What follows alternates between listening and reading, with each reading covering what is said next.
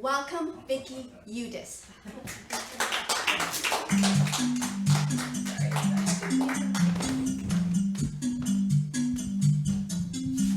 The time has come for me to speak. The time. I had this interview with a 20-something casting director. Let's call her Kimmy. Kimmy casts low-budget science fiction movies, shooting in Bulgaria.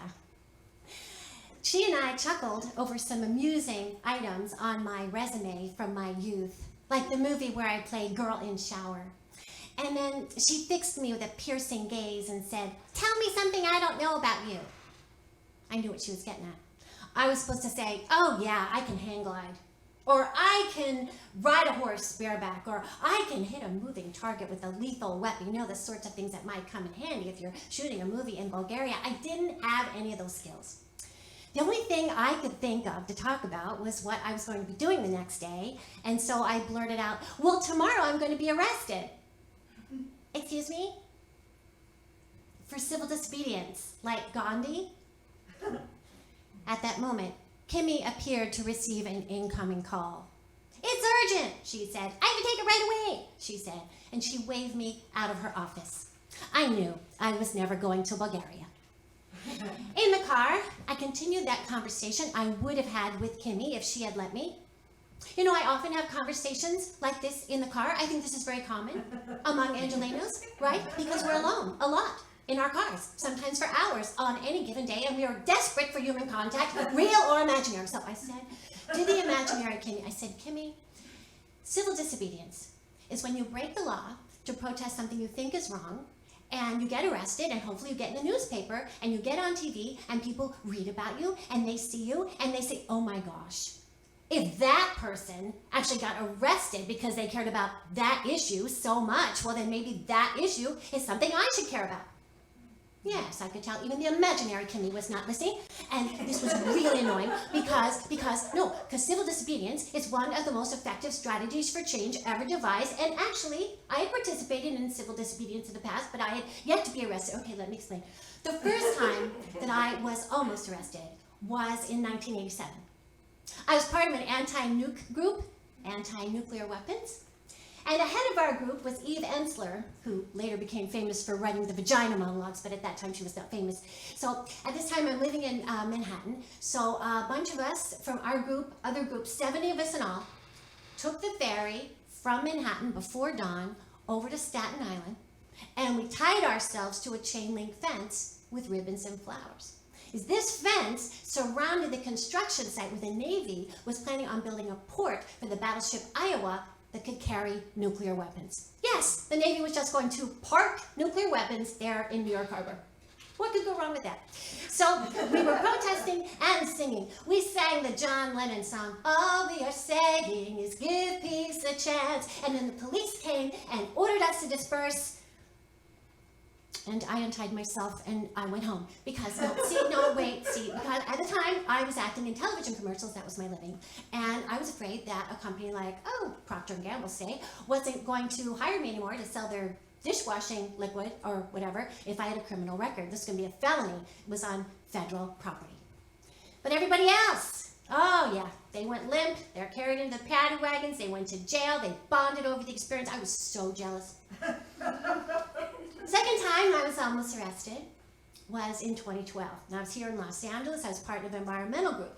And we decided we're going to block the entrance to the federal building in downtown Los Angeles and demand that Congress pass legislation to fight global warming. Very theatrical. I played the Grim Reaper of climate change, skeleton mask, black hood, black cape, cardboard scythe. And everybody else played humanity in denial. So humanity in denial, like 10 people, they sat there on the sidewalk, blocking the entrance, talking, laughing, ignoring me, the Grim Reaper of climate change, as I skulked among them. I smote each one of them with my scythe. They lay down dead on the sidewalk. I threw signs on them, famine, flood, disease. The police came, ordered us to disperse, and I took off my costume and went home.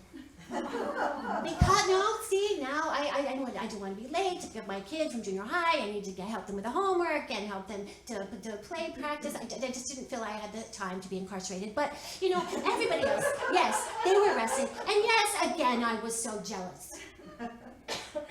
Finally, April 2017, I was volunteering with this Jewish social action group, and somebody in the group called me up and said, we're going to have an action.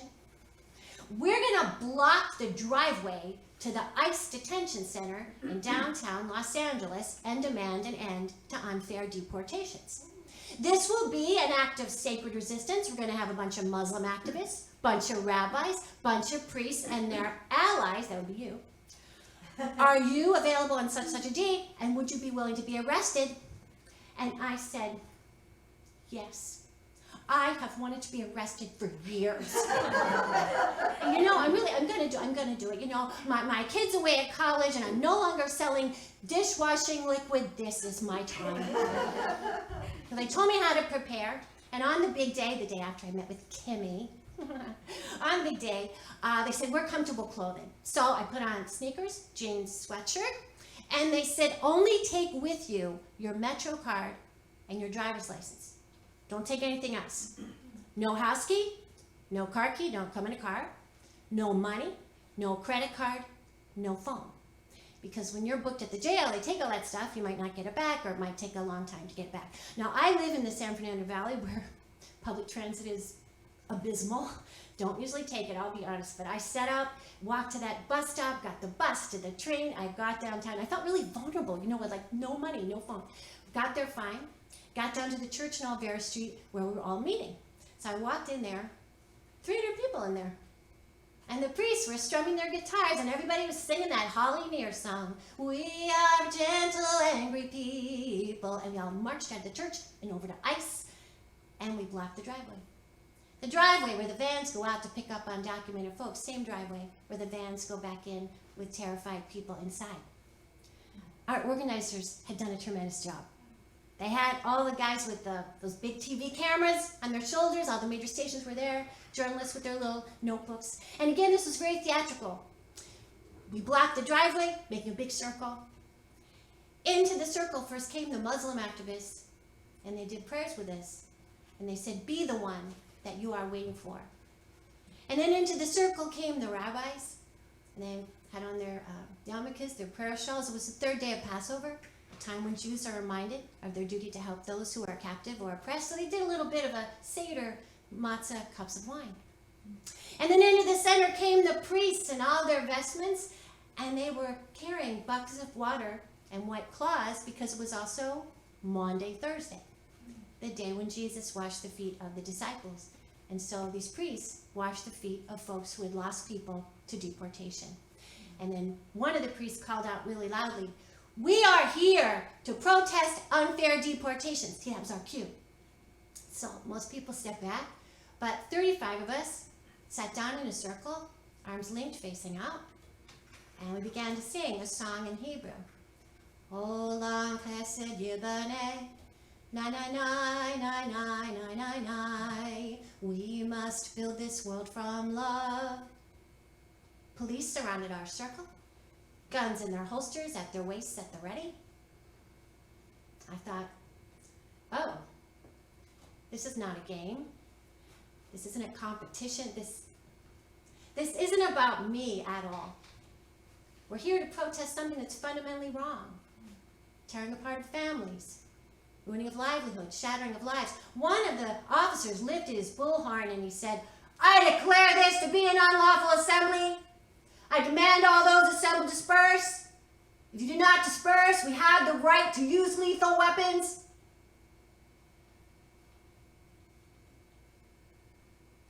I did not disperse. I remained seated. And together we sang, somebody's hurting my brother. It's gone on far too long. Our wrists were zip-tied, and we were made to climb into the paddy wagons. And we continued to sing. Somebody's hurting my sister. It's gone on far too long. We won't be silent anymore.